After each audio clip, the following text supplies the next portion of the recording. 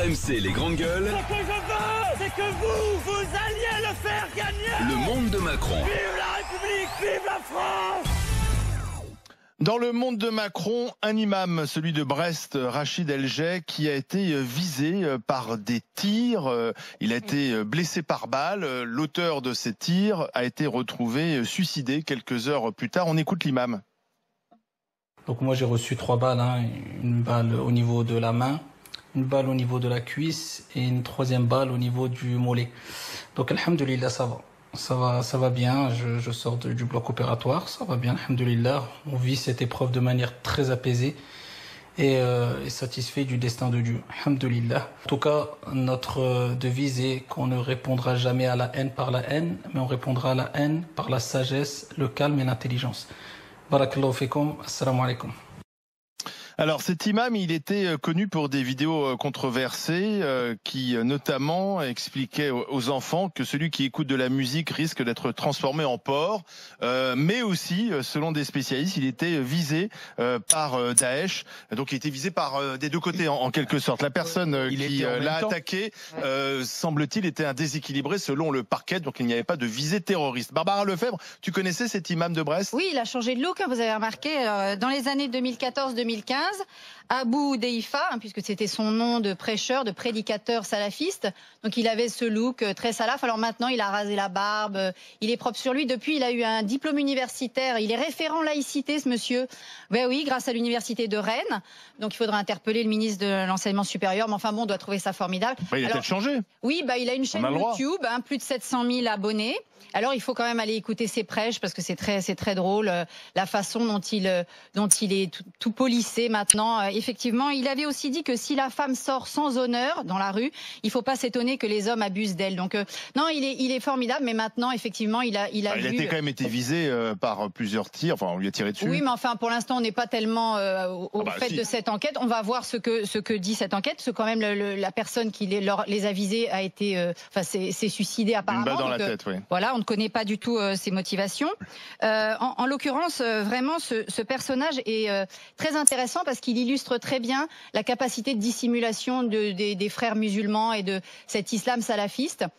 Par ailleurs, monsieur Abou Deifa, puisque moi je l'appelle selon son nom de prédicateur islamiste, il organise aussi des pèlerinages à la Mecque. Alors j'ai consulté, il en fait un en 2020, 5 000 € par personne pour aller dans des tentes autour de Médine et de la Mecque. Donc non, il est très actif et puis il a un site internet et une chaîne YouTube vraiment très performante. Enfin bref. Donc tu n'as pas beaucoup de compassion pour ce monsieur, si je comprends bien. Oui, enfin en tout cas, fort heureusement, il n'est pas décédé. Ça, on ne peut jamais souhaiter la mort d'un homme. Mais je pense qu'il faut quand même pas être trop naïf sur le personnage parce que là, c'est vraiment plus c'est gros, plus ça passe. Mais là, ça passe pas. Mais Étienne, Didier. Bah écoute, moi, je préfère quand un imam prend 3 balles à la sortie de la mosquée et qui parle sur son lit d'hôpital, je préfère qu'il appelle le truc de façon apaisée et qu'il appelle au calme plutôt qu'il appelle à l'intifada, quoi. Enfin, moi je suis désolé. Ce que j'ai vu, alors je veux bien croire ton analyse, Barbara, et dire que ce mec-là est déguisé et que c'est pas son vrai visage, mais moi je préfère une vidéo qui tourne sur internet où le gars il appelle à la paix plutôt qu'à la guerre, c'est tout. Oui, il faut juste aller écouter peut-être ses prêches à la mosquée, mais ceux-là on les entend Etienne pas. Big. Tu le connaissais, cet imam de Brest? Oui, je le connaissais, puis je m'étais bien marré avec son truc sur la musique qui rend porc, parce que moi, depuis le temps que je fais de la musique, dis donc, j'aurais ouvert un petit peu cochon. J'aurais ouvert une charcuterie, je veux dire. C'était à cause de toi, balance ton porc. Non, mais moi... En fait, balance ton porc, c'est balance ton musicien, quoi. Petite tête de cochon de lait avec les cheveux rasés. Moi, j'ai pas ta spécialisation anti-imam, je m'en fous de ces mecs-là. Non, islamiste, c'est pas imam. Anti-islamiste, si tu veux. Moi, je suis pas spécialisé dans l'anti-islamisme. C'est pas un truc. Je vois que ce mec a dit d'énormes conneries et que c'était un con. Et donc, pour moi, ça fait partie des illuminés qui, voilà. Ah oui, mais c'est ces illuminés-là. Laisse-moi terminer, s'il te plaît.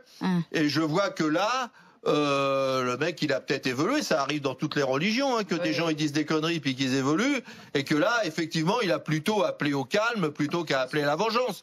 Maintenant le mec À mon avis, un mec qui suicide déjà, donc c'est plutôt pas quelqu'un qui se suicide lui-même, c'est plutôt pas un musulman a priori puisqu'il s'est suicidé. Donc c'est plutôt pas quelqu'un. Bah oui, non, je veux dire qui se suicide lui-même. Le suicide, c'est quand même pas quelque chose qui est très recherché dans la religion. Ah bon, et les attentats suicides et les attentats suicides. Ah oui, remarque, ça c'est la méthode du djihad. Voilà, c'est la méthode du djihad. Ça n'a rien à voir. Là, c'est pas le martyr. Donc le mec, à mon avis, et je pense qu'il faut faire attention. À la question quand même de gens très faibles et très primaires sur ce qu'on raconte. Est-ce qu'il y a un risque à effectivement avoir comme ça des gens s'affronter de l'ultra droite face aux salafistes? C'est pas des gens normalement, c'est pas des gens intelligents qui font des analyses. T'as des gens qui prennent ça en premier degré des deux côtés, c'est-à-dire exactement comme des mecs qui ont pu croire qu'on devenait un porc quand on écoutait de la musique. Il y en a d'autres qui ont ciblé ce type. Et je pense qu'il faut faire gaffe à ce qu'on dit. Tu veux dire quoi là, Étienne, que je veux dire que c'est un extrême droite qui a fait ça? Je ne sais pas qui c'est.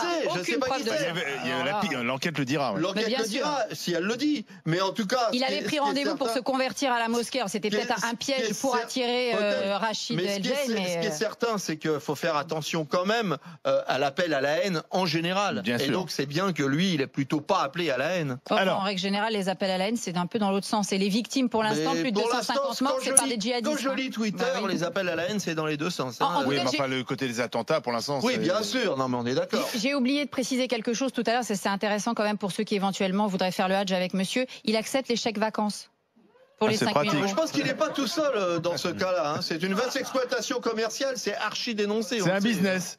Alors.